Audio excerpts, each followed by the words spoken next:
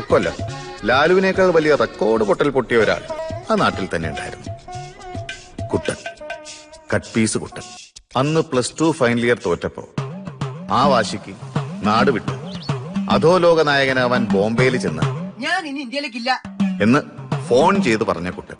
മകനെ മടങ്ങി വരൂ എന്ന് കുട്ടന്റെ അച്ഛൻ മാതൃഭൂമി ലോക്കൽ എഡിഷനിൽ പരസ്യം ചെയ്തതിന്റെ പിറ്റേ ദിവസം കുട്ടൻ നാട്ടിലെത്തി. ലോക്കൽ എഡിഷനിലെ പരസ്യം കണ്ട് ബോംബെയിലുള്ള കുട്ടൻ എങ്ങനെ നാട്ടിലെത്തിയെന്ന് ദേശത്തിന്നും ചുരുളഴിയാത്തൊരു രഹസ്യമാണ്.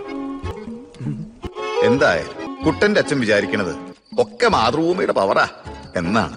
അതുകൊണ്ടാണ് മടങ്ങി വന്ന കുട്ടന് അച്ഛൻ ദേശമങ്ങാടിയിൽ ഒരു ടൈലർ ഷോപ്പ് ഇട്ടുകൊടുത്ത് അതിന് മാതൃഭൂമി ടൈലേഴ്സ് എന്ന് പേരിട്ടു.